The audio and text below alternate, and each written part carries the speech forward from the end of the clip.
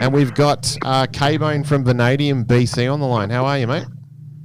Dude, how's it going? G'day, and g'day all the listeners. How are you? Yeah, good, man. Good. So, I guess I'd like to start by going back to 1993. What can you remember from back then about Vanadium getting back together?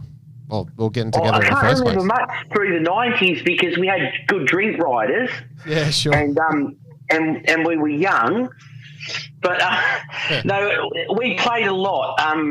We were lucky, and we had a residency for a while at the Seaview Hotel on Saturdays through the 90s, and we were playing multiple gigs, and playing a lot with Allegiance and Raucous and SFD and all those guys, the guys that were sort of, bigger than us, of course, and they gave us a really good push, and then that sort of upped us to do our own shows, and we were playing everywhere, man. It was fantastic. There was gigs everywhere. Yeah, that's great, man. And then, so you were saying what happened between 93? Well, we played from 93 till 96, and then we decided, well, we just branched off and did something different, so we basically ended the band. That was it. Yeah. So did you play in any other bands in between before you guys got back together? Yeah, so after Brad, our initial lead guitarist from Vanadium, who wrote The Damage Done with myself and Peter, we had another guitarist, Dylan, for a little bit, and Peter and Dylan actually formed Kin, K.I.N. And so we did heaps of stuff and did a couple of stints over East and did some EPs, usual stuff. Got signed to this label. Label went bankrupt. Boom, boom.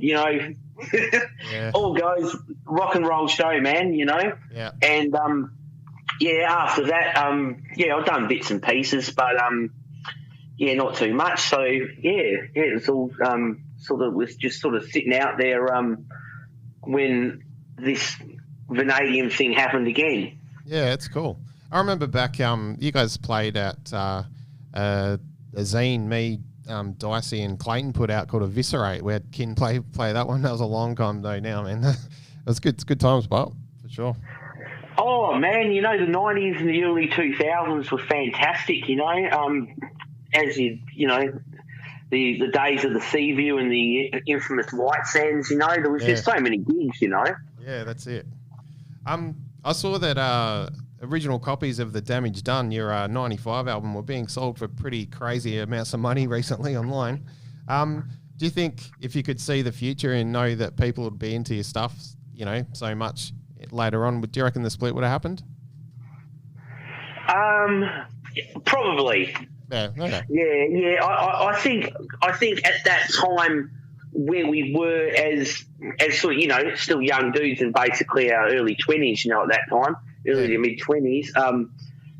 I think the band had sort of, I think as individual people we were wanting to do something different, I suppose while we could, Yeah, sure. And I think to try that different sort of styles of metal was good. But, it's done a full flip back and we're back to where we started, loving the old thrash, man, Yeah, it's awesome, dude. Yeah. How was the recording of The Damage Done back then? What do you remember about that? Oh, that would have been pretty hazy as well, actually. Yeah. But no, it was cool. It was recorded with Ben Glatzer at Revolver Studios, and they had a really good name. He was out there, doing a lot of live stuff and renowned sort of live engineer, and he had Revolver Studios as well.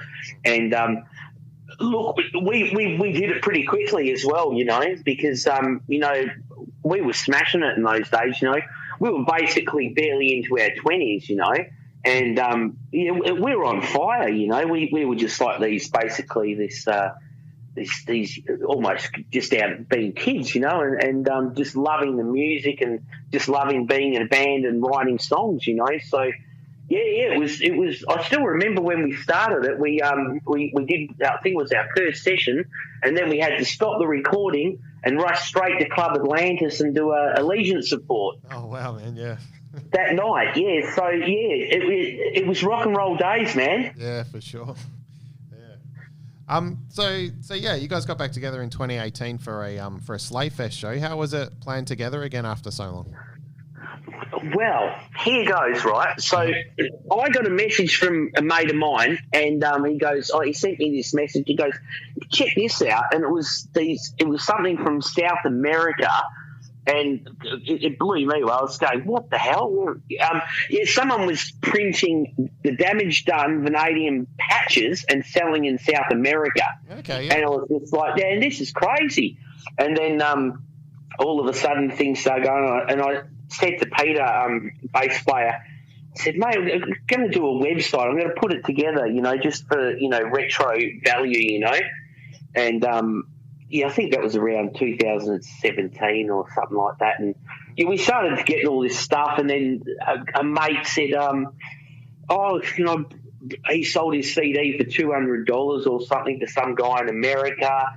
And then it just went up from there, And then so basically, Slayfest contacted us and said, "Do you want to play?" I'm like, "Tell you the truth, man, we haven't even had a jam. Yeah. I don't even have a full band. Yeah. Our two previous guitarists, they weren't interested. Sadly, our drummer had passed away in the meantime, so it was basically me and Peter, and so I got together with our old mate Mick, who used to be in a band Moth in the 90s as well. He contacted me, he said, I'd be keen, and we ended up getting old mates Dave and Eric from Bethlehem. So we put together this set. We had like 3 or 4 jams, and we went and did the set, and that was it. And then, we've done select gigs since then, and in the meantime, Mick had to leave due to work. He's relocated to Melbourne.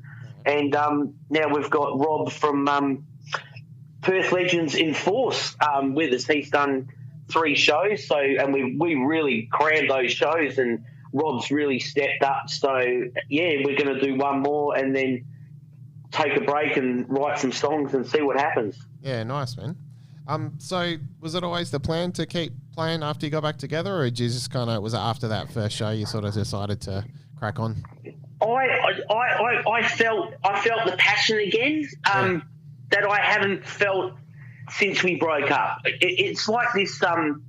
You really feel the passion of that style of music, and I believe, I really loved those songs at the time, and then you don't listen to them for so many years, and then you play them again, and you go, man, I'm passionate about this stuff, and so after that, we do want to play again, and after the first gig, it was like, let's do this, but we'll do it on the select style, we're not going to do it all the time. We're not going to go and slug out there every week or all that. We're too old for that now. Yeah, that's all right, man. But look, I think the thing for us is it's not about being rock stars or anything like that, or making a career about it. It's about being passionate and having fun. That's what it is for us about Vanadium, and now Vanadium BC. We put the BC there now. It's about that. Just a passion about songwriting and playing a great style of music which we love. Thrash metal. Yeah, for sure, man. I was going to ask too, why the name change? How come you added the BC on there? Okay, so I thought when come back we'll add the BC because it's a slightly different lineup, But then it's actually a good thing, because after Googling how many bands called Vanadium now, there is, So I think it's good to stand out from the other Vanadiums, Yeah, for sure. Yeah. And BC, medieval times, swords, Vanadium, heavy metal, Yeah. It's cliche, but we don't care. It's good fun, man, yeah. It's that's what it is. It's about fun and having passion. That's it. Yeah, nice. What feels different about Vanadium this time around? My bones cracking on stage would be one. Okay. My neck. No, well, actually, Peter, you wouldn't even, our bass player, you see him and you see Rob. Well, Rob's barely in his 40s. He's the young guy of the band, but, Peter's a year older than me and he's just smashing it. No, I think it's just a good feeling anyway, like to do it again, at our age anyway. So, even playing those songs that were written in like 1994, released in 95, they're still fun, but I think now it's time to write a few new ones to chuck in instead as well. Yeah, no, good man, that's cool. So you got a great show coming up, the Metal United Down Under, June 12th. We're lucky to be in Perth where most shows have gone ahead. Did you guys miss out on any gigs due to the pandemic or anything? Well, yes. Last year our vinyl launch got canned, and we managed to do that again in March, and that was a fantastic turnout. It was really good. At Lucy's Love Shack, brilliant. But yeah, so look, we've decided we're going to do one more for at least 6 months, and we're going to take a bit of a breather. Our drummer, Dave and Eric, playing another band, Bethlehem, another 90s Perth band. So Dave's going to spend a bit of time tracking their stuff because he's got his own studio now, and he's going to track a couple of new ones for us as well, actually. And we'll get into recording them later. But yeah, look, we've decided Metal United Down Under, Perth. Yep, it's on Saturday, June 12 at Badlands Bar. Yeah.